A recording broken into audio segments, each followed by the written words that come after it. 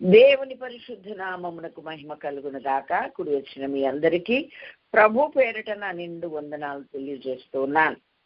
ఇంతవరకు అరణ్య యాత్ర, జైత్ర యాత్ర గురించి మనం నేర్చుకుంటూ వచ్చాం.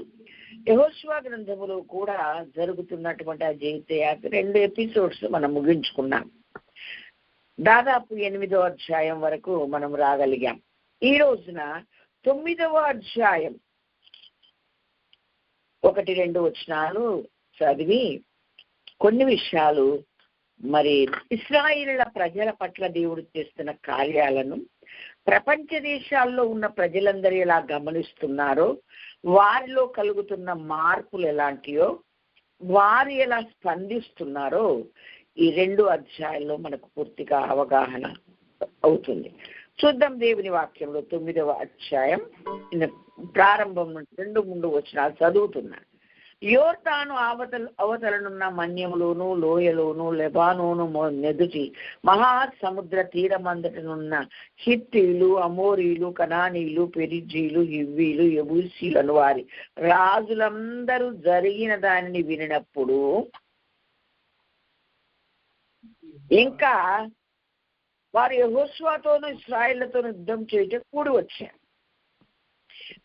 యెహోషువ యెరికోకును హాయికిని చేసిన దానిని గిబియోను నివాసులు వినినప్పుడు ఎవరెవరికి ఈ వార్త తెలుస్తుందో, ఎవరెవరు యెహోషువ నాయకత్వంలో ఇశ్రాయేలీలు శత్రురాజులను ఎలాగ సంహరిస్తున్నారో, శత్రురాజులను ఎలా జయిస్తూ ఉన్నారో, ఆ దారిలో వారి ప్రయాణం అంతట్లో అడ్డొచ్చిన, ఎదిరించిన ప్రతి వాణిని ఎలా సంహరించుకుంటూ వస్తున్నారో మనము ఎలా అయితే నేర్చుకున్నామో, దీనిని గురించి వినినటువంటి 6 జాతుల వారు కూడా విన్నారట. విని వాళ్ళు అదిగా వాళ్ళతో పాటు గిబియోన్ వాసులు కూడా విన్నారంట. యుద్ధం చేయడానికే సిద్ధపడుతున్నారు. మనం పిరికి పందల్లా మేమెందుకు ఉండాలి, యుద్ధం చేద్దాం, చూద్దాం అన్నట్లుగా 6 జాతుల వాళ్ళు ఉన్నారు. అలాంటి వాళ్లతో పాటు ఈ గిబియోన్ వాసులు కూడా ఉన్నారు. అయితే గమనించాల్సిన విషయం ఏంటంటే, ఇంతవరకు ఎవరు వీరికి ఎదురై యుద్ధం చేశారో, వీళ్ళెవరితో దేవుని ఆజ్ఞ ప్రకారంగా వాళ్ళు సమూలంగా నాశనం చేయడానికి దేవుడు ఆజ్ఞాపించారు, వాళ్ళందరూ సమూల నాశనం అయిపోయారు. ఎవడు బతికి పట్టగట్టలేదు. అది కూడా విని కూడా వీళ్ళు యుద్ధానికి రావడం వచ్చారు. అయితే గిబియోను వాసులు మాత్రం అమ్మో యుద్ధం చేసి గెలవలేము, మేము యుద్ధం చేయడం అనవసరం కాబట్టి ఎలాగైనా వీళ్ళతో సంధి చేసుకుని రాజీ పడిపోయి వీళ్ళలో కలిసిపోయి బ్రతకాలని అనుకున్నారట. అనుకొని వాళ్ళు ఏం చేశారంట, 4వ వచనం నేను చదువుతున్నా. యెహోషువ గ్రంథం 9:4. వారు కపటోపాయము చేసి రాయబారులమని వేషం వేసుకొని బయలుదేరి తమ గాడిదలకు పాత గోనెలు కట్టి పాతగిలి చినిగి కుట్టబడి ఉన్న ద్రాక్షారపు సిద్ధలు తీసుకొని బయలుదేరి వచ్చారు. వచ్చి వాళ్ళ దగ్గరకు వచ్చి, మేము బహుదూరం నుండి మరి మీ దగ్గరికి వచ్చాం, చాలా దూరదేశం నుండి వచ్చాం, మీతో ఒక నిబంధన చేసుకోవడానికి మేము వచ్చాము అని చెప్పారు. ఏమో మీరు మా పక్క వీధి వాళ్ళు అయి ఉంటారు, పక్క ఊరు వాళ్ళు అయి ఉంటారు, మా పక్క దేశం వాళ్ళు అయి ఉంటారు కదా, కాబట్టి మేమెట్లా చేస్తాము అన్నారు. అని అంటే లేదు లేదు లేదు, ఇదిగో చూడండి, మేము ఎంత దూరం నుండి బయలుదేరి వచ్చామో మా భక్ష్యాలు చూస్తే మీకు తెలుస్తుంది, మా గాడిదలకు కట్టిన గోనెలు చూస్తే తెలుస్తుంది, మా బట్టలు చూస్తే తెలుస్తుంది, మేము చాలా దూరం నుండి మేము వచ్చాము అని చెప్పి దేవుడు మీ పట్ల ఎలాంటి కార్యాలు చేశాడో, ఎలాగా మిమ్మల్ని శత్రువుల ముందు హెచ్చించాడో, శత్రువులను ఎలా హతం చేశాడో అవన్నీ మేము విన్నాము. హెష్బోన్ రాజైన మరి సీహోను, అష్టారోతులను, బాషాన్ రాజైన ఓగను, అమోరీలు 2 రాజులను ఆయన చేసినంత మేము విన్నాం. కాబట్టి మేము ప్రయాణం కొరకు మీ దగ్గరికి రావాలని, మీతో సంధి చేసుకోవాలని, మీతో నిబంధన చేసుకోవాలని మేము బయలుదేరి వస్తే మా భక్ష్యములు వేడి భక్ష్యాలు తెచ్చుకుంటూ చూడండి ఎంత ఎండిపోయినాయో, ద్రాక్షారస స్థితులు చూడండి ఎలా పాతవైపోయి, అప్పుడు కొత్తయే పాత అయిపోయినాయి, బహుదూరం ప్రయాణం చేసిన ఈ మా బట్టలు చెప్పులు పాత వెళ్ళిపోయినాయి చూడండి అని ఇవన్నీ వాళ్ళు చూపించారు. అప్పుడు 14వ వచనం 16వ వచనం చదివితే ఇశ్రాయేలీలు యెహోవా చేత సెలవు పొందకయే వారి ఆహారములో కొంత పుచ్చుకున్నారు. యెహోషువ ఆ వచ్చిన వారితో సమాధానపడి వారిని బ్రతకనిచ్చాడు, నిబంధన కూడా చేశాడు. ఈ నిబంధన చేసి బ్రతకనిచ్చిన 3 దినములు అయిన తర్వాత వాళ్ళ పొరుగు దేశపు వాళ్ళని అర్థమైపోయింది. ఎంత మోసం చేశారు, ఏం చేసి ఇలా చేశారు, మీరు ఇలా మోసం చేసి మారు వేషాలు వేసుకొని ఇలా చేస్తారా మీరని వీళ్ళు నిలదీస్తే అప్పుడు వాళ్ళు అన్నారు కదా, మీ దేవుడైన యెహోవా యొక్క శక్తి సామర్థ్యాలు, శత్రురాజులను అందరినీ సంహరించడం మీ చేతిలో ఎంతగా వాళ్ళు ఓడిపోతున్నారు, ఎంతగా వాళ్ళు నాశనం అయిపోయారు, అవన్నీ మేము చూసినప్పుడు మాకు భయం అయిపోయి మేము ఈ యొక్క నాటకం ఆడాము, దయచేసి మమ్మల్ని ఏమనొద్దు, మీరు మాకు ప్రమాణం చేశారు కదా అన్నారు. అప్పుడు ఇశ్రాయేలు అందరు కోపం వచ్చి ఇలా మోసం చేస్తారా అని అప్పుడు వాళ్ళ మీదకి యుద్ధానికి వెళ్ళడానికి వెళ్ళినట్లుగా వాళ్ళు కోపం తెచ్చుకుంటే ఇప్పుడు యెహోషువ అన్నాడు, మనదే పొరపాటు, విచారించకుండా నమ్మేశాం గబుక్కున.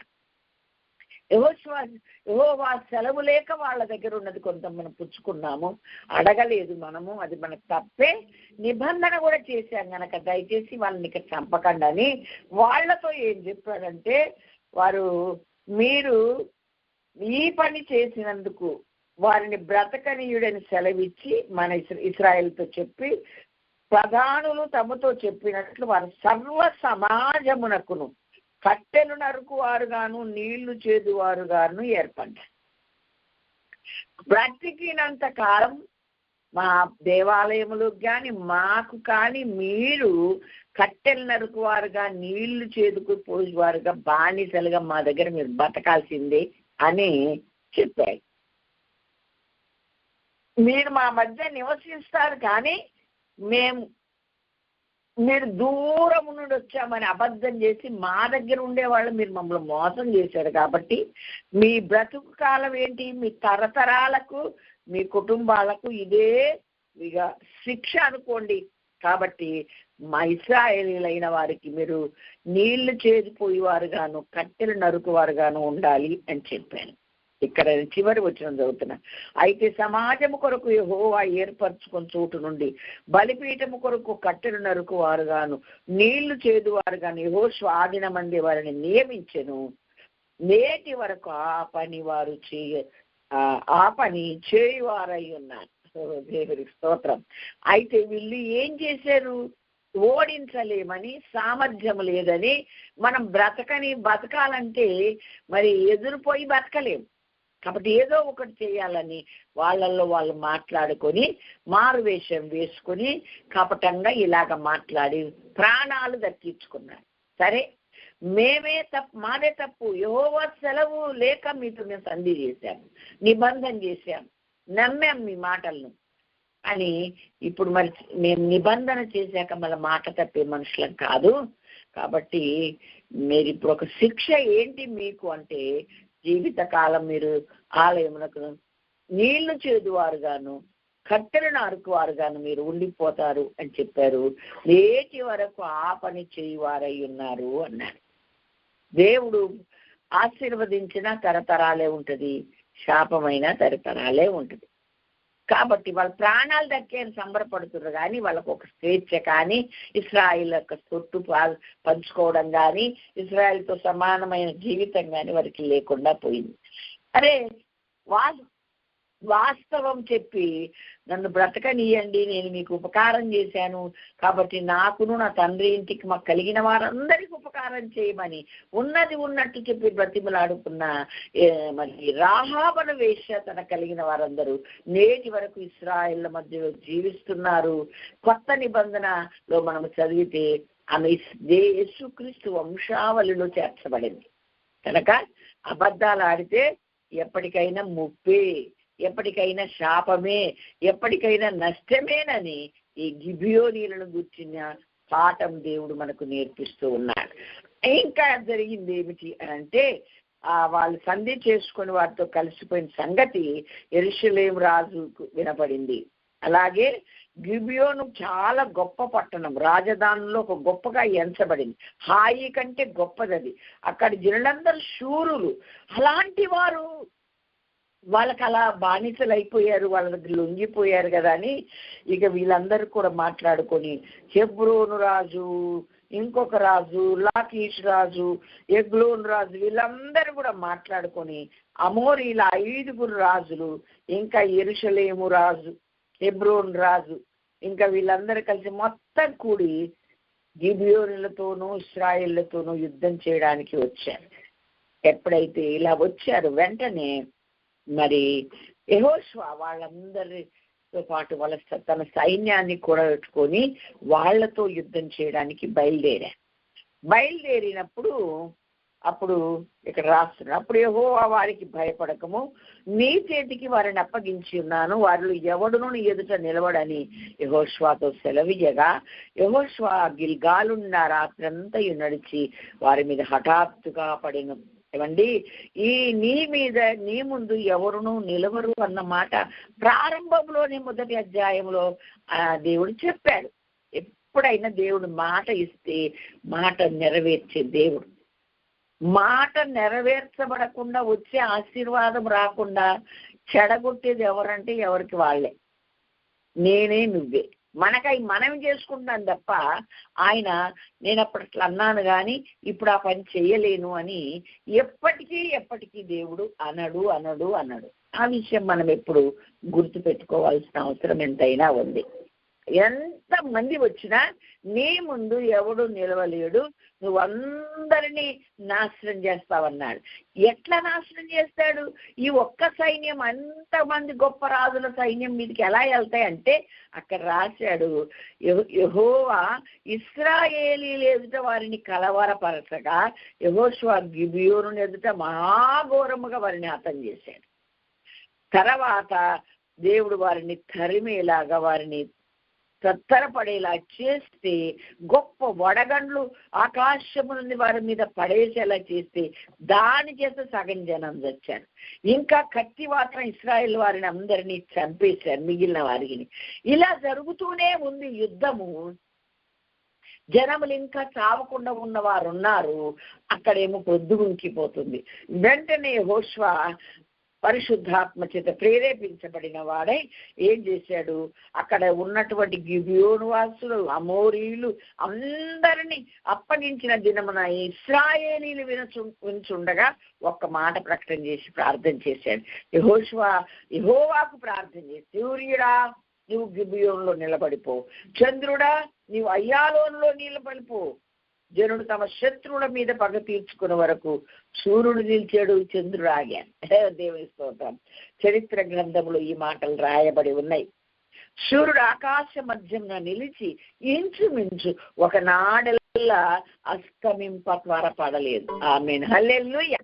ఎంత గొప్ప కార్యమో చూడండి. అద్భుతాలు చే దేవుడు నేటికి సజీవుడిగా మనతో కూడా ఉన్నాడని నేనెప్పుడు ప్రార్థన చేస్తాను. నిజంగా అద్భుతాలకెళ్ళ అద్భుతం సూర్య చంద్రులొక్క నరుడు మాట విని ఆగిపోయినాయి. అక్కడ రాయబడి ఉంది కూడా, యెహోవా ఒక నరుని మనవి వినిన ఆ దినము వంటి దినము దానికి ముందే గాని తర్వాతే గాని ఉండలేదు. నాడు యెహోవా ఇశ్రాయేలు పక్షంగా యుద్ధం చేసెను. హల్లెలూయా. ఏ యుద్ధం అయినా మనం ఆయన బిడ్డలమైతే, ఆయనకు లోబడే వారమైతే, ఆయనకు భయపడే వారమైతే, శత్రువుతో బంధువులతో ఎవరైనా వాళ్ళు ఎవరి కోరికిసుక మనకు అక్కర్లే. మన మీదకి ఎవడొచ్చినా ఆయన మన పక్షంగా యుద్ధం చేస్తాడు. ఎలా చేస్తాడు అక్కర్లే, నువ్వు అడగొద్దు. ఎలా చేస్తాడు ఆయన చేస్తాడు. ఇప్పుడు అందరు కలవరపరిచి కొంతమందిని చంపాడు, వడగండ్ల గురించి కొంతమందిని చంపాడు, ఎలాగైనా చంపేశాడు. ఆనాడు మిద్యానీయులను ఒకరి ఖడ్గం వారి మీదకే వచ్చినట్టుగా చేశాడు. ఇంకొకసారి యెహోషువ కాలంలో మాటుగా అందరిని పెట్టి సంహరించాడు. నీకెందుకు? నీ ముందు ఏ శత్రువు నిలవకుండా చెయ్యగలిగినటువంటి పూచి ఆయన తీసుకున్నాడు గనక మనం ఆయనకు లోబడి, ఆయనకు భయపడి, ఆయనకు ఇష్టమైనట్టుగా, ఆయనకు మహిమ తెచ్చినట్లుగా మనం బ్రతకగలిగితే చాలు. దేవునికి మహిమ కలిగిన గాక. మోషే ఆధ్వర్యంలో మరి ప్రతి చోట జయించుకుంటూనే వచ్చారు. మోషే నుండి మరలా ఆ నాయకత్వపు హక్కు, నాయకత్వపు విధి విధానాలు చేయుటకు యెహోషువకు అప్పగించబడ్డది. యెహోషువ కూడా అలాగే విజయం సాధించుకుంటూ జయించుకుంటూ దేవుని సహాయం చేత ఇక్కడ దాకా వచ్చారు. ఇక్కడ ఇంకా శత్రువులు చాలా మంది ఉన్నారు. పొద్దుగుంకిపోతుంటే యెహోవా నామమున యెహోషువ జ్ఞానం కలిగి ప్రార్థన చేశారు. ప్రార్థన చేస్తే దేవుడు వెంటనే మనవి విని సూర్యుణ్ణి చంద్రుణ్ణి ఎక్కడికక్కడ ఆపేశారు. ఆ శత్రువులు అందరూ సంహరించే వరకు సూర్యుడు ఒక నాడెల్లా అస్తమించ త్వరపడలేదు. హల్లెలూయా. అందరూ ఆ రాజులందరికీ భయపడిపోయంట మక్కేదా గుహలో దాగి ఉన్నారంట, దాచుకున్నారంట. యెహోషువ అప్పుడు ఏం చేశాడంటే, చూడండి, నేను 21వ వచనం చివరి భాగం, ఇశ్రాయేలీలకు విరోధముగా ఒక మాట అయినా ఆడుటకు ఎవనికి గుండె చాలకపోయెను. హల్లెలూయా. మునుపు జరిగినదే మరలా జరుగును అన్న వాక్యం నెరవేర్చబడాలంటే ఈ క్రైస్తవుడిగా బ్రతుకుతూ క్రైస్తవుల్లో ఐక్యత కనుక ఉంటే మరలా శత్రువులందరినీ ఇలాగే చేస్తాడని నేను నమ్ముతున్నా. దేవునికి మహిమ కలుగునగాక. ప్రతి క్రైస్తవుడిగా బ్రతకాలి. క్రైస్తవులు ఐక్యత ఉంటే గనక ఏ మనిషి మనకు విరోధంగా చెయ్యైన కాలైన ఎత్తుటకు వాళ్ళ గుండె చాలదు అని నేను ప్రకటిస్తున్నాను. మనం ప్రార్థన చేయాలి. నేను చెప్పాను, నాకు దర్శనం దేవుడు ఇచ్చాడు. ఏమని? 2004లోనే ఏంటి ప్రభువా ఇలా ఉంది క్రైస్తవ శాతం అంటే, ఈ 2 పనులు మీరు చేస్తే మరి లోకంలో జరిగితే మరలా లోకము నా వెంట వస్తుంది, నేనే దేవుడనని మరి పొగుడుతాయి, శ్లాఘిస్తాయి అని చెప్పాడు కదా ప్రభు. ఏంటంటే ఇది చెప్పాడు దేవుడు, క్రైస్తవుడిగా బ్రతకాలి, క్రైస్తవులు ఐక్యత ఉండాలి. ఇదే కనుక తిరిగి వస్తే మరి ప్రసంగిలో వ్రాయబడినట్లు మునుపు జరిగినది మరలా జరుగును అన్నాడు. కనుక మునుపు జరిగింది మరలా జరగాలి. మోషే కాలంలో జరిగిందే జరగాలి. యెహోషువ కాలంలో జరిగిన విజయమే జరగాలంటే ఐక్యత, సమాధానము, క్రీస్తులాగా బ్రతకడం, క్రీస్తు మాటకు లోబడి బ్రతకడం ఈనాటి క్రైస్తవ సార్వత్రిక సంఘాలకు తగి ఉన్నది. గ్రహిస్తే ధన్యులమవుతాం. దేవునికి స్తోత్రం. హల్లెలూయా, హల్లెలూయా. అప్పుడు ఆ రాజులంతా పారిపోయి మక్కేదా ఎందరి గుహలో దాగి ఉంటే వారందరినీ తీసుకురమ్మని చెప్పి 24 నుంచి చదువుతున్నా.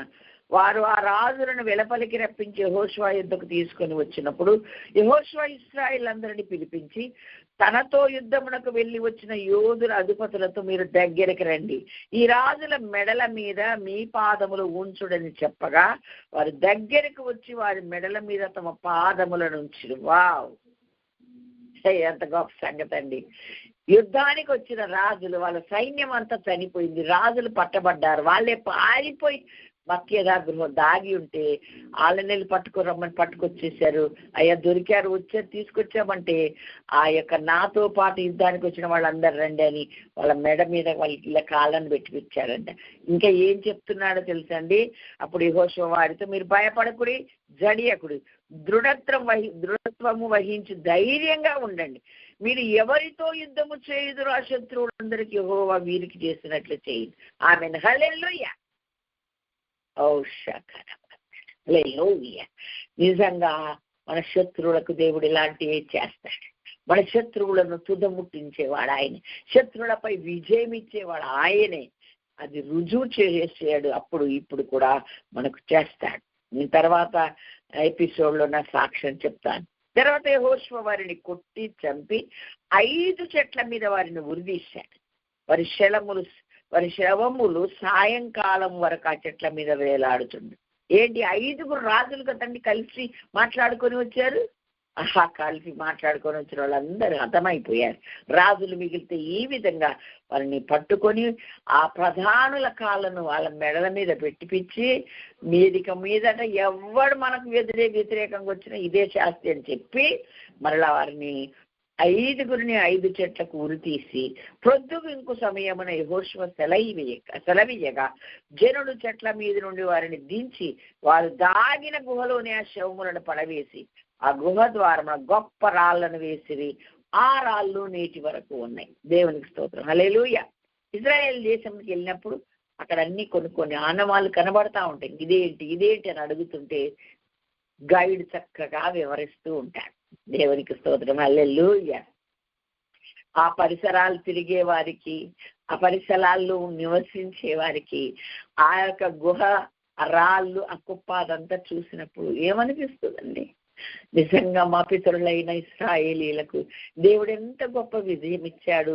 మాకు కూడా అది తెలిసేలాగా ఈ రోజు వరకు ఆ రాళ్లను, ఆ గుహ, అదంతా మాకు ఆనవాలుగా ఉంచాడు. నిజంగా ఇశ్రాయేల్ అంతా గర్విస్తారు, ఎంత దేవుని స్తుతిస్తారు మనందరికీ తెలుసు. ఒక జర్నలిస్ట్ యాంకర్ ఒక ఛానల్లో మాట్లాడుతూ ఇశ్రాయేలీలు ఎందుకంత భయము లేకుండా ప్రవర్తిస్తారు, వాళ్ళకి ఏ యుద్ధం అన్నా భయం ఉండదు, ప్రపంచమంతటితో ఢీకొనడానికి ఎందుకుంటారు అంటే వాళ్ళు ఇలా అనంట, వాళ్ళది అలా అనంట, వాళ్ళకి ఇలా సాయం చేస్తుండది అట్లా చెప్పుతుంటే నాకు కూడా ఎంతో సంతోషం అనిపించింది. దేవునికి మహిమ కలుగునుగా, హల్లెలూయా. ఈ విధంగా దేవుడు యెహోషువ చేతులను బలపరిచాడు. దాదాపు ఎదురొచ్చిన రాజులందరినీ హతము చేసుకుంటూనే మరి ఎంతో గొప్ప విజయాన్ని ఆయన చూశాడు. 11వ అధ్యాయము 23వ వచనం నేను చదువుతున్నా. మోషేతో చెప్పినట్లు యెహోషువ దేశమంతటిని పట్టుకొనేను. యెహోషువ వారి గోత్రముల చొప్పున ఇశ్రాయేలుకు స్వాస్థ్యముగా దానిని అప్పగించెను. అప్పుడు యుద్ధము లేకుండా దేశము సుభిక్షముగా ఉండెను. దేవునికి మహిమ కలుగునుగాక, హల్లెలూయా. ఎంత గొప్ప కార్యం దేవుడు ఇశ్రాయేలీల పట్ల చేసిండో మనం ఇప్పుడు నేర్చుకున్నాం. ఇంకా ఈ యుద్ధం లేదు, దేశం సుభిక్షంగా నెమ్మదిగా ఉంది. ఇక మీరు 12వ అధ్యాయంలో ఆ చివరి వచనాలు చదివితే దాదాపు 31 రాజులను యెహోషువ హతం చేశాడు. ఆ రాజులను జయించి రాజ్యాన్ని స్వాధీనం చేసుకున్నాడు. కాబట్టి ఇక యెహోషువ మరి బహుదినములు గడిచిన వృద్ధుడయ్యాడు. వృద్ధుడైన తర్వాత ఇక స్వాస్థ్యాలు పంచిపెట్టడం మొదలు పెట్టాడండి. ఆ స్వాస్థ్యాలు పంచిపెట్టడం మొదలు పెట్టిండు. 13వ అధ్యాయం మొదలుకొని 24 అధ్యాయాలు ఉంటాయి యెహోషువ గ్రంథం. 24 అధ్యాయం వరకు ఇశ్రాయేల్ అందరికీ ఇక స్వాస్థ్యాలు పంచిపెట్టడమే చేశాడు. దేవుడు చెప్పిన పద్ధతి ప్రకారంగా చీట్లు వేసి ఏ చీటి ఎవరికి వచ్చిందో అందరికీ వరుసగా పంచిపెట్టాడని మనము మరి 13వ అధ్యాయం నుండి చదువుకుంటే 12 నుండి ఎంతమంది రాజులను సంహరించాడు రాయబడి 31 రాజులను మరి యెహోషువ జయించాడని.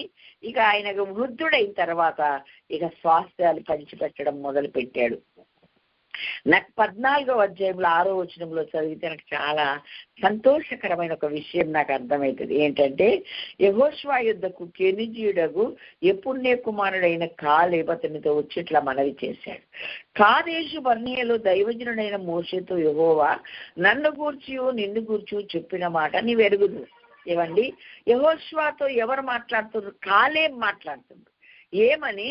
దైవజనుడైన మోషే ఉన్నప్పుడు ఆయన ఏం చెప్పిండో నువ్వు కూడా ఎరుగుదువు కదా. ఏం ఎరుగుదువు? నీతో నాతో చెప్పిన మాటలు నువ్వు ఎరుగుదు. మనము తర్వాత చదువుకోండి.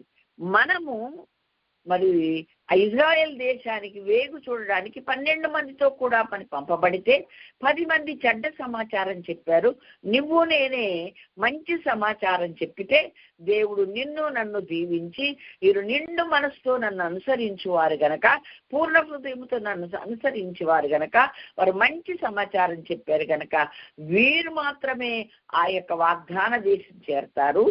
ఏ పిల్లలైతే నాశనం అయిపోతారు, పట్టబడిపోతారు, శత్రువులు చేతికిస్తారని వాళ్ళు ఏడ్చారో ఆ పిల్లలందరూ వాగ్దాన దేశం చేరతారు.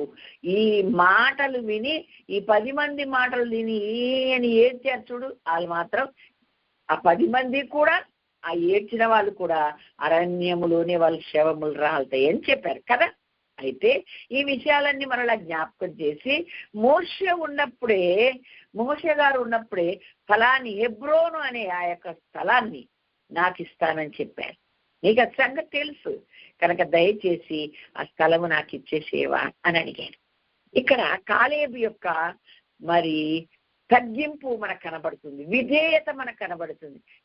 ఇద్దరం కలిసి వెళ్ళాం, ఇద్దరం చూసాం, ఇద్దరం మంచి సమాచారం చెప్పాం, మళ్ళీ వెనకకి వెళ్ళిపోతుంటే మరి మేము సంఖ్యాకాండంలో చేతులు మరి మా చొక్కాయిలు చింపుకొని వాళ్ళకి అడ్డం పడ్డాం, ఇద్దరం సమానంగా నిలబడ్డాం, ఇద్దరు.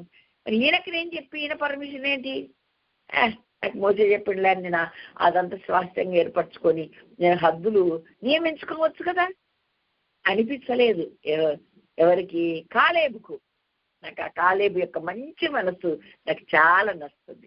దేవుని చేత ఒక నాయకుడి తర్వాత నాయకుడిగా నియమించాడు, నా తోటివాడే, కానీ దేవుని చేత నియమించబడ్డాడు గనక నేను అతన్ని గౌరవించాల్సిందే, అతనికి విలువ ఇవ్వాల్సిందే, అతనికి చేయాల్సింది, చెప్పకుండా ఏది చేయకూడదని అనే మంచి మనస్సు కాలేబులో మనం చూస్తూ ఉన్నాం. కాలేబు ఎవరు అనంటే యూదా గోత్రికుడు. హల్లెలూయా. మరి యెహోషువ ఎవరు అంటే ఎఫ్రాయిం గోత్రికుడు. ఇద్దరు ఆశీర్వదించబడిన గోత్రికులే. దేవుని స్తోత్రం. హల్లెలూయా. కాబట్టి అంటే సరే అలాగే తీసుకోమనగా అది చాలా కొండలు రాళ్ళు కలిగినటువంటి ప్రదేశం, కానీ దేవుడు నాకు అది విజయం ఇస్తాడు, దేవుడు నా పక్షం కార్యం చేస్తాడు, నేను దాన్ని స్వాధీనం చేసుకుంటానని చెప్పాడు. అలాగే ఆ గొప్ప అనాకీలలో గొప్ప గొప్ప వాళ్ళు ఉంటే వాళ్ళందరినీ హతం చేసి మరి అదొక మొత్తం కాలేబు స్వాధీనం చేసుకున్నాడు. అప్పుడు దేశము యుద్ధము లేకుండా నెమ్మదిగా ఉండెను. ఇంకొకటి మాట గమనించాలి. హెబ్రోను అంటే, హెబ్రోను అనే మాటకు సహవాసము అని అర్థం. దేవునితోనూ దైవజనుడితోనూ సహవాసం చేయాలంటే కొంచెం కష్టతరమే. ఆ సహవాసం నిలుపుకోవాలంటే కూడా కష్టతరమే. కొంతమంది కొంతవరకే సహవాసం చేస్తారు, కొన్నాళ్ళ తర్వాత వాళ్ళ పద్ధతులు అయ్యో వీళ్ళకి నచ్చవు, నెమ్మదిగా దూరం అయిపోతారు. కానీ దేవునితోనూ దైవతెనులతో పరిశుద్ధులతో సహవాసం జీవితకాలం కొనసాగాలంటే కొంచెం కష్టం. అయినా సరే దాన్నే కోరుకున్న వాళ్ళు ధన్యులవుతారు. అందులో మొట్టమొదటి వాడు ఎవరంటే కాలేబు. దేవునికి మహిమ కలుగును గాక. కాబట్టి మన సహవాసం క్రీస్తుతోనూ తండ్రి అయిన దేవునితోనూ ప్రభు అయిన యేసుక్రీస్తుతోనూ పరిశుద్ధాత్మతో కూడా ఉన్నది అని బైబిల్ చెప్తుంది. నువ్వు ఆయనతో సహవాసం చేసిన నీకు మేలు కలుగును అని యోబు 22:21 నుండి 23 వరకు మనకు రాయబడి ఉంది. కాబట్టి దేవుడు మిమ్మల్ని ఆయనతో సహవాసం చేయడానికే పిలిచాడు అని 1 కొరింథీ 1:9 రాయబడి ఉంది.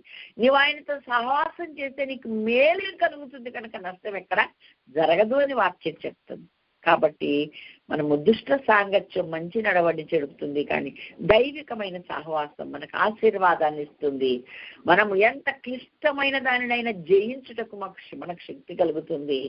అది కష్టము, బాధ, అది చాలా కష్టం దాన్ని సంపాదించుకోవడం అని అనిపించినా సరే అది నీకు నెమ్మది కలగజేస్తుంది. నీకే కాదు నీతో ఉన్న వారందరికీ అని అక్కడ 15వ వచనంలో మనం నేర్చుకున్నాం. పూర్వం హెబ్రోను పేరు కిరియత్ అర్బా అనాకీరులో గొప్పవాడు.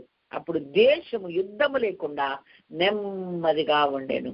కష్టమైన, ఇరుకైన, ఇబ్బంది అయినా, కొంచెం బాధ అయినా సహవాసాన్ని కోరుకున్నవాడు ఇక జీవిత కాలం యుద్ధము లేకుండా శాంతి సమాధానాలతో నెమ్మదిగా ఉంటాడు. మనకే ఏ యుద్ధాలు మన మీదికి రావు, మనం ఎవరితో యుద్ధం చేయం, కానీ మనలో మనకే యుద్ధం ఉంది. శరీరమునకు ఆత్మకును కలుగు యుద్ధంలో మనము జయించే వారం అవుతాం. శరీర సంబంధమైన యుద్ధోపకరణ మనం ధరించుకొని, ఆత్మ సంబంధమైన యుద్ధోపకరణ ధరించుకొని శరీర సంబంధమైన వాటితో యుద్ధం చెయ్యాల. మనం శరీరులతో కాదు అని వాక్యంలో ఉంది. మనం చేయాల్సింది ఏంటిది?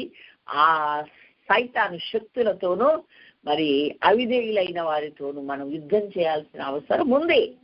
మన శరీరంతో మనం యుద్ధం చేయాలి, శత్రువుతో మనం యుద్ధం చేయాలి. అవన్నీ ఎఫెసీ పత్రికలో చక్కగా పట్టి రాసి ఉంచారు. 6 రకాలైన యుద్ధోపకరణాలు చెప్పాడు. అవి దేవుడిచ్చు సర్వాంగము కవచము అని చెప్పాడు. అంటే ఒక యుద్ధ వస్త్రములో యుద్ధ డ్రెస్సులో ఏమున్నాయో ఎఫెసీ పత్రిక 6వ అధ్యాయంలో రాయబడి ఉంది. 12, 13 వచనాల నుండి 17 వరకు రాశారు. ఏంటది? తలకు శిరస్నానం, రక్షణ అనే శిరస్నానం పెట్టుకోవాలి. ఎదురు నీతి అనే మైమరువు తొడుక్కోవాలి. ఆ తర్వాత సత్యం అనే దట్టి నడుము కట్టుకోవాలి. సమాధాన సువార్త ప్రకటించాలనే సిద్ధ మనసు కలిగిన జోడు ధరించుకోవాలి. అలాగే విశ్వాసం అనే డాలు పట్టుకోవాలి, ఒక చేతితో ఆత్మ ఖడ్గం పట్టుకోవాలి అని చెప్పాడు కదా. విశ్వాసం అనే మరి డాలు మన చేతిలో ఉండాలి. అలాగే దేవుని వాక్యం అనే ఖడ్గం ఇంకో చేతిలో ఉంటే శత్రు బాణాలన్నింటినీ ఆర్పడానికి శక్తి కలుగుతుంది. శత్రు వేసే బాణాలను మనం మరి తిరిగి కొట్టివేయడానికి అవకాశం ఉంటుంది. ఎప్పటికీ తలకు శిరస్నానం అంటే రక్షణే శిరస్నానం, అది పెట్టుకోవాలి. ఇంత చక్కనిది దేవుడిచ్చు సర్వాంగ కవచం అన్న, అంటే తల మొదలుకొని అరికాల వరకు దేవుడు కొన్ని కవచాలు ఇచ్చాడు. ప్రతి ఇచ్చిన ప్రతిది కూడా మనం ధరించి శత్రువుతో మన శరీరంతో జయించే మరి ఆస్కారం ఉంది. ఓడించే మన బలము శక్తి దేవుడు మనకిస్తాడని వాక్యంలో ఉంది. సహవాసం అంటే హెబ్రోన్ అంటే సహవాసము అని దానికి గుర్తు. ఇంకా మిగిలిపోయిన ఈ యొక్క మరి భూములన్నీ కూడా ఆయన జీవితకాలమైన వృద్ధుడైతున్నా సరే ఎవరెవరికి ఏ స్వాస్థ్యం పంచిపెట్టాలో దేవుని యొక్క ప్రణాళిక ప్రకారం జ్ఞాన ప్రకారంగా పంచిపెట్టుకుంటూ వచ్చాడు. మీరు ఆ అధ్యాయాలన్నీ ఓపికగా మీరు చదువుకోగలిగితే మరి రూబేనీలకి ఏ స్వాస్థ్యము, అలా 12 గోత్రాలకు 12 స్వాస్థ్యాలను ఆయా ప్రదేశంలో దేవుడు పంచాడు. ఇక్కడికి వచ్చేసరికి ఇక మళ్ళా ఇశ్రాయేల్ హిస్టరీ మొత్తం 24వ అధ్యాయంలో మరి చక్కగా వివరించి యెహోషువ రాస్తూ మరి ఉన్నారు. ఎందుకంటే పూర్వం అబ్రహాము సంతానము ఏంటి అంటే విగ్రహారాధికులు. నేను గతంలో కూడా చెప్పాను, నేను అబ్రహామును గురించి చెప్పినప్పుడు వాళ్ళు యూఫ్రటీస్ నది ఆ వైపు ఉండేవాళ్ళు. మరి అన్య దేవతలను పూజించారు, తయారు చేసి అమ్మారు కూడా. అది మరొక చరిత్రలో వ్రాయబడి ఉంది. అయితే అలాంటి దాంట్లో అబ్రహామును దేవుడు వేర్పరిచి వెంటనే బయటకు వచ్చాడు. నిజముగా జనములకు తండ్రి అయ్యాడు, అనేకుల ఆశీర్వాదమునకు కారణమయ్యాడు. ఆనాడు ఇశ్రాయేల్ వంశాలన్నీ ఆయన కుటుంబం ద్వారా ఆయన ద్వారా ఆశీర్వదించబడితే ఈ కాలంలో ఉన్న కొత్త నిబంధన క్రైస్తవ జనాంగం అంతా కూడా అబ్రహాము సంతానముగానే దేవుడు ఆశీర్వదించాడు. అది జరగాలని యూదులకు అన్య జనాంగమునకు ఆయన తండ్రి అగునట్లుగా సువార్త ద్వారా వారిని ఒకటి చేస్తాడని వాక్యంలో రాయబడి ఉంది. ఇలాగా దైవ ప్రణాళిక అంతా కూడా గ్రహించి మంచిగా నెరవేర్చడానికి దేవుడు యెహోషువని ఎన్నుకున్నట్టు యెహోషువ చక్కగా చేయగలిగాడు. దేవునికి స్తోత్రం.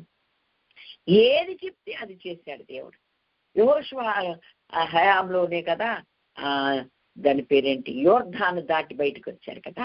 ఆ యోర్దాను దాటి బయటకు వచ్చినప్పుడు ఏం చెప్పాడు? ఏ స్థలములో యాజకులు నిలబడ్డారో ఆ స్థలములో మీరు 12 రాళ్ళు తీసుకొని వచ్చి ఇక్కడ పెట్టండి అని చెప్పాడు. పెట్టి ఇవి ఎందుకు ఇక్కడ పెట్టారు అని పిల్లలు అడిగితే దానికి మీరు చక్కని సమాధానం చెప్పాలి అని చెప్పాడు. నేటి వరకు ఆ రాళ్ళు అలాగే ఉన్నాయట.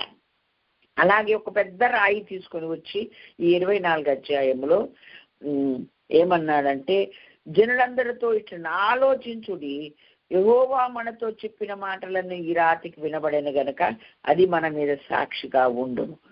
మీరు మీ దేవుని విసర్జించేలా అది మీ మీద సాక్ష్యంగా ఉంటుంది అని చెప్పారు.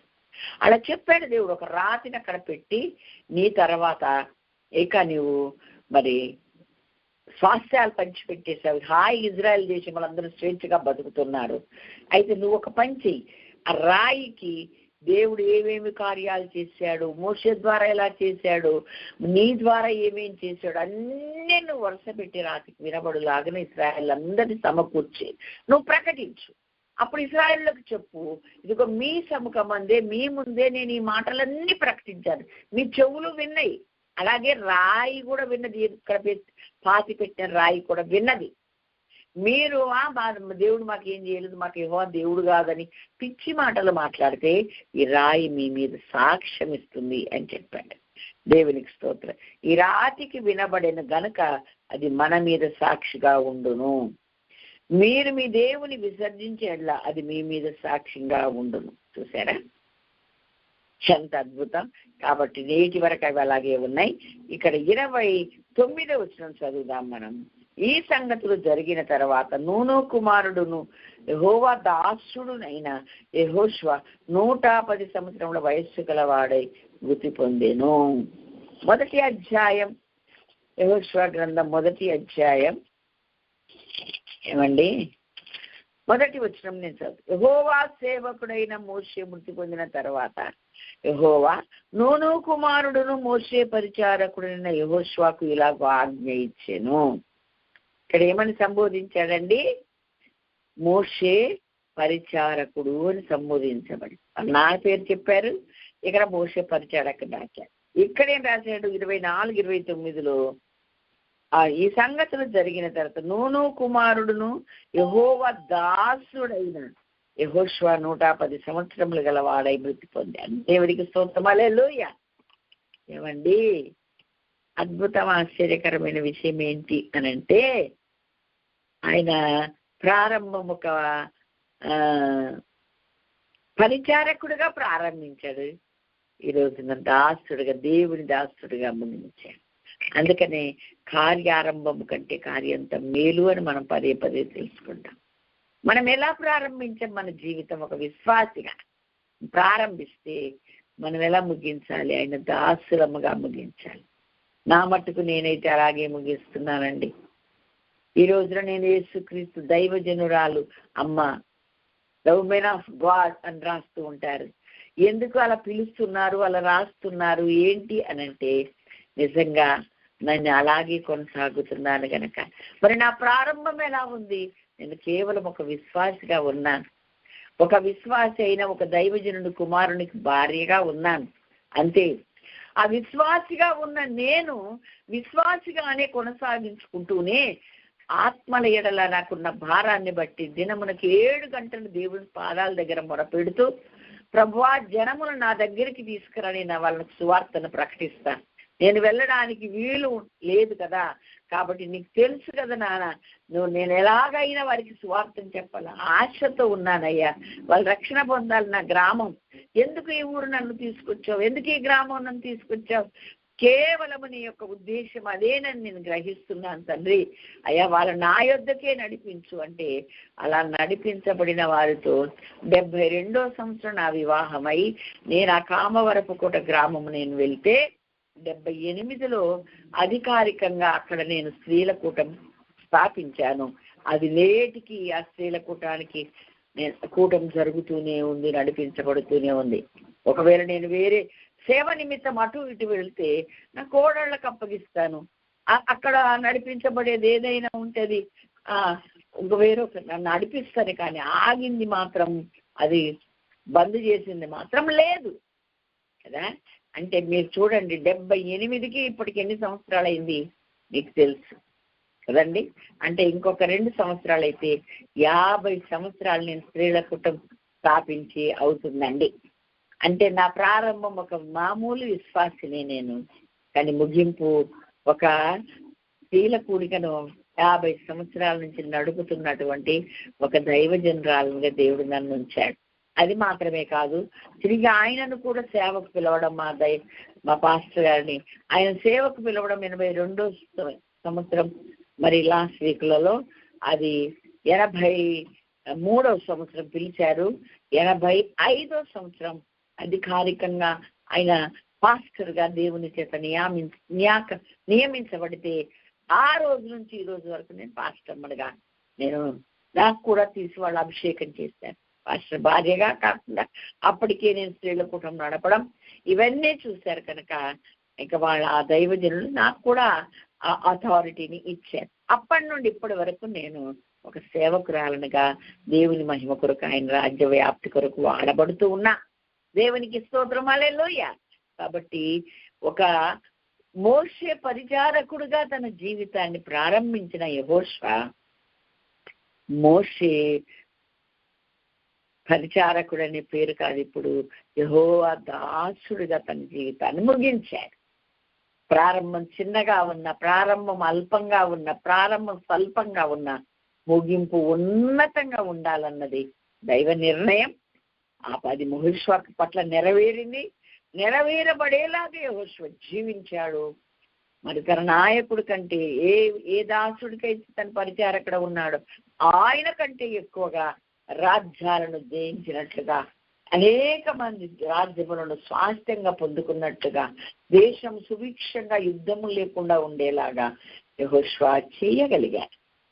యెహోషువను బట్టి ప్రభువునకు మహిమను ఆరోపిస్తూ మనమందరము కూడా మన ప్రారంభం ఎలా ఉన్నా మన ముగింపు చాలా ఉన్నతమైనదిగా ఉండేలాగా మనము కృషి చేయాలి. అలా ఆ దిశగా మనం అడుగులు వేయాలి. అలా ఒక సంకల్పంతో మనము ముగించాలి. దేవునికి స్తోత్రం, హల్లెలూయా. మరొక మాట నేను జ్ఞాపకం చేస్తున్నాను. ఆయన రాయబడింది ఏమని, ప్రారంభము ఎలాగా ఒక దైవజనుడికి పరిచారకుడిగా, ముగింపు యెహోవాకు దాసుడిగా. చాలా మంది లోకోక్తిలో చెప్తారు, పేదవాడిగా పుట్టొచ్చు కానండి, పేదవాడిగా జీవితం ముగించకూడదు, కష్టపడి సంపాదించుకొని కొంచెం ఉన్నత స్థానంలో మరి ధనవంతుడిగా మరణిస్తుంది చాలా ధన్యత కదా, ఎలా పుట్టాం మరి కర్మ ఏంటి అనుకుంటే తిట్టుకుంటూ కూర్చోకూడదు అని పెద్దలు అంటుంటే నేను చాలాసార్లు విని అవును కదా నిజమే కదా అని నా యొక్క డైరీలో రాసుకున్నాను తల్లి. ఏమనంటే అవును, పేదవాడిగా పుట్టి పేదవాడిగా మరణించకూడదు, అతని జీవితం ముగించు, ధనవంతుడిగా ఉన్నవాడుగా మరణిస్తే మంచిది. అయితే మళ్ళా ఏం రాసుకున్న కింద అంటే, పాపిగా పుట్టిన ప్రతివాడు పాపిగా చావకూడదు, పాపిగా పుట్టిన ప్రతి ఒక్కడు పరిశుద్ధుడిగా చావాలి అని రాసుకున్నాం. దేవునికి మహిమ కలిగిన గాక, హల్లెలూయా. ఎస్, మనం పుట్టింది ఎలాగా ఇది కాదు ముఖ్యం, ఎలా మన జీవితాన్ని ముగిస్తున్నామన్నది చాలా చాలా ఇంపార్టెంట్ అని యెహోషువ యొక్క జీవితాన్ని బట్టి కూడా మనకు అర్థమవుతుంది. దేవునికి స్తోత్రం, హల్లెలూయా. అందుకే మనం మొట్టమొదట మన మహిమలో ఉన్నవారం. ఆదాము వలన అవివేక అజ్ఞాన క్రియల వలన ఆదాము అవ్వల మహిమనంతా పోగొట్టుకొని మనము పాపిగా మారాం. మరలా దేవుడు మహిమనంతా వదిలిపెట్టి నరరూపము సామాన్యుడిగా దీనుడిగా మరి ఆయన వచ్చి మళ్ళా ఆ మహిమను తిరిగి మనకి ఇవ్వడానికి, మన ముగింపు కూడా మనకు ప్రారంభము మరి ఆయన మహిమతో నింపాడు. పోగొట్టుకున్నాం, పాపలమయ్యాం, మరి మళ్ళీ ముగింపు ఎలాగా, మహిమపరచబడి మహిమతో నింపబడి రెప్పపాటున మార్పు చెంది ఆయన్ని ఎదుర్కొనే ఆ ముగింపు మనందరికీ అవసరం. ఆ దిశగా ఆలోచించాలి, ఆ దిశగా నోటితో ఒప్పుకోవాలి, దినదినము దాని కొరకు ప్రయత్నించి ఆ విధంగా మన జీవితాన్ని మనం ముగించాలి. అది మనతో దేవుడు కోరుకుంటున్నాడు. అట్టి కృప దేవుడు మనందరికీ ఇవ్వాలని నేను ప్రభు పేరట మనవి చేస్తాను. ఇంకొక మాట నేను మీకు చెప్పాలని నేను ఆశపడుతున్నాను, నా వ్యక్తిగత సాక్ష్యం చెప్పాలని.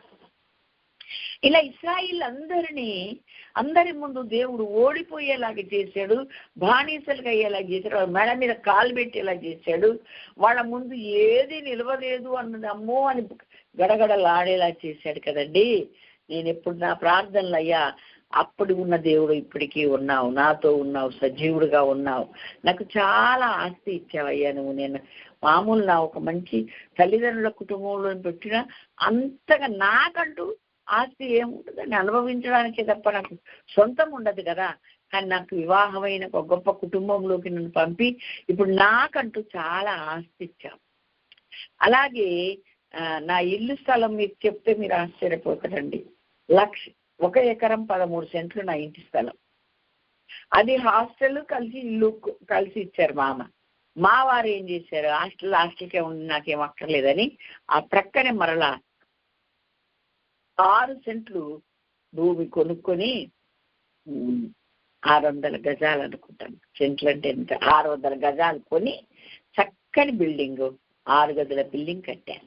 వెనక ముందు విశాలమైన కాంపౌండ్ మంచిగా ఉండేది. అయితే నేను ప్రార్థనలో చెప్తున్నాను మీకు, అయ్యా నాకు ఇంత ఆస్తి ఇచ్చావు, మంచి భర్తనిచ్చావు, నా మంచి 3 బిడ్డలు, ఏ అవయవ లోపం లేని నా బిడ్డల్ని ఇచ్చావు. అయితే నేనేమి అంటున్నానంటే ఇవన్నీ ఉన్నా నీ కృప లేక నీ దయ లేక నేను ఒక క్షణము కూడా మనలేను. ఎందుకంటే రక్షణ ఇచ్చావు, నాకు తెలియకుండానే రక్షణ సిద్ధం చేశావు, ఆ రక్షణ పొందుకునే కృపనిచ్చావు, అడిగితే అభిషేకంతో నన్ను నింపావు, ఎన్ని కృపలను ఇచ్చావు. ఇప్పుడు మరి నీ కృప లేక నీ దయ లేక ఒక్క క్షణము కూడా నేను మనలేను గనక వీటన్నిటిని చూసి నేను అతిశయించట్లేదయ్యా. నీవున్నావనే నా అతిశయం, నీవున్నావనే నాకు సంతోషం, నీవున్నావనే నాకు గర్వం, అంతకంటే మరొకటి లేదు. నీ కృపతో నన్ను నింపి నడిపించు అని నేను ప్రార్థన చేసేదాన్ని అండి. అలా ఉంటున్నా నేను ఆ గ్రామంలో వీరి పక్షంగా దేవుడు ఉన్నాడని రుజువుపరచబడే ఒక గడియ వచ్చింది. ఈ ఎకరం 13 సెంట్లు ఉన్న ఈ స్థలం అంతటిని ఎప్పుడైతే హాస్టల్ తీసేసామో అదంతా ప్రహరీ కట్టాలంటే మరి చాలా డబ్బు అవుతుంది కాబట్టి అందులో సటానికి అమ్మేద్దామని మేము ఏం చేసామంటే ప్లాట్లు చేసి అన్నీ అమ్మేశాం.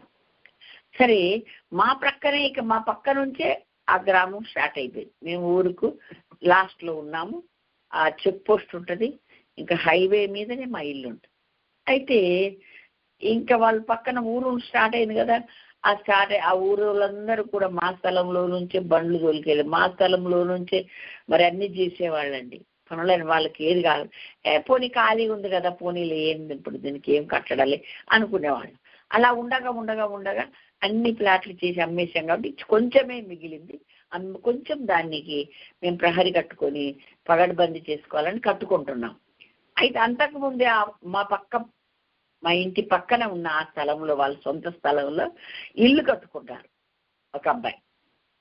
ఇల్లు కట్టుకోనండి ఇంకా ఈ ఇసుక, రెప్ప, రాయి, మట్టి అన్నీ అసలు అదంతా అయిపోయిందాక చూసి మేము గోడ కట్టుకున్నాం. అతను వచ్చి అంటాడు, ఏంటి గోడ కడుతున్నారు అయ్య గారు? మా స్థలంలో మేము కట్టుకున్నామయ్యా, ఇంతకాలం కట్టడానికి కుదరలేదు. సరే, ఇప్పుడు ఇన్ని రోజులు నాకు డబ్బు దొరికినా నువ్వు ఇల్లు కట్టుకున్నావు, ఏదో రాయి రప్ప ఆ ట్రాక్టర్లు వస్తాయని నేను కొద్దిగా ఆగాను, ఇప్పుడు అది కూడా అయిపోయింది కదా, అందుకని నేను కట్టుకుంటున్నానంటే నా చేతికి మట్టి అంటకుండా మీ గోడ పడగొడతా అన్నాడు ఆ అబ్బాయి. మేమేం చేశాం అంటే ఇంకా ఆయనకి ఎప్పుడు ఎల్లకాలం అలా వదిలేయాలట దారి. ఇంకా పక్కన్నాము ఇంకొక ఆమండి, అమ్మగారు ఒక గుమ్మం పెట్టొచ్చు కదా, మేము రోడ్డు ఎక్కడానికి ఇది మాకు దగ్గర అవుతుంది అని. నో అమ్మ, ఇప్పటిదాకా మీరు వాడుకున్నారు, ఇప్పుడు కుదరదు, అలా మేము పెట్టమని అయ్యగారు అన్నారు. అయిపోయింది. ఆ గోడ పూర్తి అయిపోయి ప్లాస్టింగ్ కూడా అయినాక 2 రోజులకే కొంచెం చిన్న వర్షం వచ్చింది. ఆ పక్కన ఇక నీళ్ళు ఇటు పోయేది బంద్ అయిపోయింది కాబట్టి అక్కడ కొంచెం నీళ్ళు నిలబడ్డాయట. ఎట్లా ప్రేరేపించారో ఏం మాట్లాడుకున్నారో తెలియదు కానండి, ఆ పెద్ద మనిషికి ఒక పలుగిచ్చి, చిన్న పలుగు, ఆ గోడను పడగొట్టు అని చెప్పారు వాళ్ళు. పెద్దలు ఎవరో చెప్పారట. గోడను పడగొట్టడం మొదలుపెట్టింది. మేము తెల్లవారుజామున ప్రార్థన ముగించి ఆమె అనేసరికి మా కాంపౌండ్లో మేము 15 పోర్షన్లు ఇల్లు కట్టుకున్నాం. అందులో అద్దెకున్న ఆమె పరిగెత్తుకొచ్చి, అయ్యగారు మీ నిన్న మొన్న గోడ కట్టారే, ఆ గోడ ఒక ఆమె పగలగొట్టుంది, అటు నుంచి పడగొట్టి మళ్ళీ ఇద్దరికొచ్చి కూడా ఇటు నుంచి పడగొడుతుంది అని. ఎంత పొద్దున్నే ఇదేం దరిద్రపు పనిరా బాబు, ఇదేం మాకు వార్త వినబడిందని గబగబా అయ్యగారు చెప్పి, బాబు చిన్న 10 ఏళ్ళకు ఉండే వెళ్ళారు. వెళ్ళి ఏంటి మంగమ్మ ఇట్లా గోడ అంటే, మరి నీళ్ళు వచ్చినాయి మాకు, మరి మేము గోడ రంధ్రం పెట్టకపోతే ఎట్లా అని ఆమె ఏం భయం లేకుండా చెప్తాను. లే ముందు నా గోడ పడగొడుతున్నావు అని పలుగు లాక్కొని చెప్పి చేతికిస్తే వాడు పట్టుకున్నాడు, ఇంటికి వచ్చాడు. ఇక ఆమె అక్కడి నుండి మా ఇంటి ముందు నుంచే తిట్టుకుంటూ వెళ్ళిపోయింది. వెంటనే అయ్యగారు 8 గంటలకు స్నానం చేసి డ్రెస్ చేసుకొని పోలీస్ స్టేషన్కి వెళ్ళి, నా ఆస్తికి భద్రత లేదు, చుట్టుపక్కల వారిని ఆస్తిని పాడు చేస్తున్నారు అని, మీరు కొంచెం మాకు రక్షణ కల్పించండి అని కాగితం పెట్టి వచ్చారు. తీరా పోలీసు వాళ్ళు వచ్చారు. పోలీసు వాళ్ళు రాగానే ఇక పరిగెత్తుకొచ్చేసి ఆ భార్య ఇక్కడున్న గుడిసె తీసేసి ఆమె ఎక్కడో కిరాయికుంటూ ఇక్కడ ఇల్లు కట్టుకుంటుంది. ఆమె పోలీసు వాళ్ళు వచ్చిందని తెలిసి పరిగెత్తుకొచ్చి, అయ్యారు కానిస్టేబుల్ గారు, ఈ అయ్యగారు మా ముసలామెను కొట్టారండి అని చెప్పగానే ఆ పక్కన ఉన్న ఆమె ఇంట్లో కిరాయికి ఉంది, మాకు ఏ మనిషి అయితే మాకు గోడ పాలకూడదని చెప్పిందో ఆమె పరిగెత్తుకొచ్చి ఈమె చెప్తుంది అబద్ధం సార్, నేను చూశాను, అయ్యగారు ఆమెను ఏం అనలేదు, అయ్యగారు వచ్చినా సరే భయం లేకుండా గోడ పడగొడుతుందని ఆ చేతిలో పలుగు లాక్కున్నారు అంతే అని చెప్పినాను. నేను కూడా చూస్తున్నా వింటున్నాను. అందరు వచ్చారు. ఎందుకు వచ్చారమ్మా మీరంతా? ఇక కానిస్టేబుల్ వెళ్ళిపోయారు రాసుకొని, అటు గోడ అవన్నీ చూశాడు, రాసుకొని వెళ్ళిపోయారు. ఏంటి మీరంతా గుంపు గుంపు వచ్చారు, ఏం సంగతి అని అంటే, ఏం లేదండి ఏదో చెప్తేను మంగమ్మను కొట్టారంటే వచ్చామంటే, మీ మంగమ్మని ఎప్పుడన్నా అసలు మీతో మంగమ్మతో ఎప్పుడన్నా మాట్లాడారా, మీతో ఎప్పుడన్నా అయ్యగారు మాట్లాడారా, అసలు ఆయన ఎవరు మీరు? ఏదో తెలియకొచ్చామండి అని వెళ్ళిపోయారు. సరేండి, నేను ప్రార్థన చేస్తున్నా. ఒక వారం రోజులు తర్వాత వీళ్ళందరూ అయ్యగారు క్షమించండి మేము పొరపాటు చేశామని కేసు విత్డ్రా చేసుకొని వెళ్ళిపోయాను. నేనైతే వీళ్ళు ఇలా ఎందుకు చేస్తున్నారు, వీళ్ళకింత భయం లేదా, మేము వాళ్ళ జోలికి వెళ్తామా ఏంటి ప్రభు, మా ఆస్తికి భద్రత లేదా నాయన, ఏంటి వీళ్ళు ఇలా మాట్లాడారు, ఇలా చేశారని నేను బాగా వేదన పడి దేవుని దగ్గర మొరపెట్టుకుంటూ, నువ్వు 4వ వాడుగా మా పక్షంగా నీవు ఉన్నావని రుజువు చేసుకుంటుంది అని ప్రార్థన చేస్తూ మొదలుపెట్టా. ఈ టైంలోనే మా తమ్ముడు విజయవాడ నుండి వచ్చాడు. వచ్చి చూసయ్యా అక్క ఏంటి వీళ్ళు ఇలా చేస్తున్నారు, నువ్వు ఒక్కదాన్ని ఉన్నావని చెప్తారా, అన్నయ్య వాళ్ళని తీసుకొస్తా అడ్డాముడు మనడే, ఎవరిని దేవద్రా, ఆయన ఉన్నాడు మాకు ఎన్నో చేశాడు ఇలాంటివి, ఇంకా ఇవి కూడా చేస్తాడు, నీకెందుకు నువ్వు వెళ్ళిపో అని నెమ్మదిగా పో, ఏం కాదు మంచిగా ఉంటా నేను అని. ఇంకా ఆయన వెళ్ళిపోయాడు. నేను ప్రార్థన చేస్తున్నా. తల్లి మీరు నమ్మండి, ప్రార్థన చేస్తూ చేస్తూ చేస్తూ ఉన్నా. ఒకరోజు మా డాబానేమో కిరాయికి ఆఫీస్కి ఇచ్చాము. పొద్దున్నే 10 గంటలకు ఆఫీసు ఓపెన్ చేశారు, అందరూ ఎంప్లాయీస్ అందరూ వస్తున్నారు. నేను నా ఇంట్లో పని చేసుకుంటున్నాను. అయ్యగారు ఏలూరు వెళ్ళారు, పిల్లలంతా కాలేజీలకు స్కూల్కి వెళ్ళిపోయారు. ఒక్కసారి 11 గంటల కట్ట ఢామ్ అని శబ్దం వినపడి, ఏంటబ్బా, మాకు నా గోడ ప్రహరీ కొంచెం ఎత్తుంది. నేను గబగబా అక్కడ ఒక చైర్ వేసుకొని ఏంటి శబ్దం చూస్తే ఇల్లు ఆ ఇద్దరంటే వాళ్ళు భార్యాభర్తలు ఇద్దరు ఇంటికి ప్లాస్టింగ్ చేసుకోవడానికి ఆ మట్టి అంతా దులుపుతున్నారంట. అది సీన్. వాళ్ళ మీదనే వాళ్ళ ఇల్లు కూలింగ్ పడ్డది. మట్టి అంతా ఆ ఇంటికెళ్ళు మట్టి రాళ్ళ బండ్ల కింద ఇద్దరు ఉన్నారు. అయ్యో పాపం వాళ్ళ మీద ఇల్లు కూలిపోయిందని ఇరుగు పొరుగు అందరు పరిగెత్తుకొచ్చి ఈ ఆఫీసులు కూడా పరిగెత్తుకెళ్ళి మొత్తం అంతా తోడేసి పాపం మట్టి కింద కూరుకుపోయిన వాళ్ళని బయటికి లాగారు. భార్య కొన్ని గాయాలు దెబ్బలు తగిలినాయి, భర్తకేమో కాలు చేతులు ఇరిగిపోయింది. మళ్ళీ మా కాంపౌండ్లో నుంచి తీసుకెళ్ళి హాస్పిటల్లో అడ్మిట్ చేశారు. తర్వాత అయ్యగారు సాయంత్రం వస్తే అయ్యా ఇట్లా జరిగింది, నరసింహరాజుకి ఇట్లా కాలు ఇరిగింది, ఇట్లా చేతులకు కూడా ఇరిగింది అనుకుంటా, జరిగింది ఏమైంది మరి మొత్తం కాలు అయితే ఇరిగిందని చెప్పుకుంటున్నారని చెప్పారు. హాస్పిటల్కి వెళ్ళి పండ్లు అవి తీసుకొని వెళ్ళి తగ్గిపోద్దులే నరసింహరావు ఏం బాధపడకు అని చెప్పి వచ్చారు. ఏమండి ఊరంతా ఏమన్నారో తెలుసండి, అయ్యా మీరు మీ పక్షంగా దేవుడు ఉన్నాడని, మీ జోలికి ఎవడైనా వస్తే వాడు శాస్త్రి జరుగుద్దని మేము అనుకున్నాం, కానీ ఇంత తొందరగా జరుగుతుందని మేము అనుకోలేదయ్యా అని ఊరందరూ చేతి దండం పెట్టారండి. ఇక ఈ కార్యమును బట్టి కూడా వీరి దేవుడు గొప్పవాడని అనేకులు ప్రభువును విశ్వసించుటకు కారణమైంది. ఆనాడు యెహోషువ చేసిన, మోషే చేసిన యుద్ధాలను, దేవుడు వారి పట్ల ఇశ్రాయేళ్ల పట్ల చేసిన కార్యాలను బట్టి యెహోషువ గ్రంథం వరకు యుద్ధాలను జయించుకుంటూ దేశం సుభిక్షంగా నెమ్మదిగా ఉండటకు వారి ఇరువురు కారణమయ్యారు. దేవుడు వీరి పక్షంగా ఉన్నాయని ఈనాటికి కూడా ఆ గ్రంథాల్లో వ్రాయబడిన మాటలు బట్టి, పాత నిబంధన గ్రంథంలో వ్రాయబడిన ఆ యొక్క చదివిన వాళ్ళందరూ కూడా నిజముగా ఇశ్రాయేళ్ల దేవుడు గొప్ప దేవుడు అని ఈ రోజు వరకు పొగుడుతూనే ఉన్నారు. దేవునికి మహిమ కలుగును కాక. కాబట్టి మన దేవుడు మన పక్షంగా ఉన్నాడు. దేవుడు మన పక్షంగా యుద్ధాలు చేసే దేవుడు, శత్రువులను సంహరించే దేవుడు, మన తలను పైకెత్తే దేవుడు అని ఈ రోజుకు రుజుపడుతుందని నా జీవిత చరిత్రే నేను చెప్పేది రుజువు. దేవునికి మహిమ కలుగును గాక. అలాగే ఎవరి పక్షంగానైనా దేవుడు చేయగలడు, చేసే ఆయనే. కాబట్టి మన జీవితం ప్రారంభం ఎలాగున్నా ముగింపు మాత్రం గొప్ప హైలైట్గా యెహోషువ లాగా ఉండాలని హృదయపూర్వకంగా నేను కోరుకుంటున్నాను. పరిచారకుడిగా ప్రారంభించాడు, యెహోవా దాసుడిగా తన జీవితాన్ని ముగించాడు. ఆ యొక్క మోషే గొప్ప నాయకుడిగా పేరు పొందాడు. మరి చిన్న కారణం చేత, దైవ విరోధమైన కార్యం చేత ఆయన ఈ వాగ్దాన దేశం చేరలేకపోయాడు, చూడగలిగాడు. కానీ యెహోషువ మాత్రం ధన్యుడయ్యాడు. వినయ విధేయతలు కలిగిన వాడుగా దేవునికి పెద్దలకు లోబడి సక్రమమైన జీవితం జీవించడం చేత యెహోషువ దీవించబడిన వాడుగా ఉన్నాడు. ఆయన ఇల్లు, ఆయన కుటుంబం అంతా నేరును ఆ ఇంటి వారిను యెహోవాను సేవించదమని ప్రతి క్రైస్తవుడు స్లోగన్గా మాట్లాడతాడు. ప్రతి క్రైస్తవుడు ఇంటి మీద రాసుకుంటాడు. ఆ మాట చెప్పింది యెహోషువని. దేవునికి స్తోత్రం. హల్లెలూయా. మన ముందు వ్రాయబడిన ఈ గ్రంథంలోని సత్యాలను మనం నేర్చుకుంటున్నాం, వాక్యాన్ని మనం వింటున్నాం. కనుక మనము మన జీవితానికి విని వదిలిపెట్టకుండా అప్లై చేసుకుంటూ వాక్యానుసారంగా మనం బ్రతుకుతూ మనము కూడా ప్రారంభించింది ఎలా ముగించింది ఎలాగా చూసుకుంటూ దేవుని మహిమ కొరకు మనం అందరం భూమి మీద బ్రతుకుదాం. అట్టి కృప దేవుడు మనందరికీ అనుగ్రహించును గాక. దేవుడి మాటలు దీవించును గాక. Amen. Hallelujah. Praise the lord.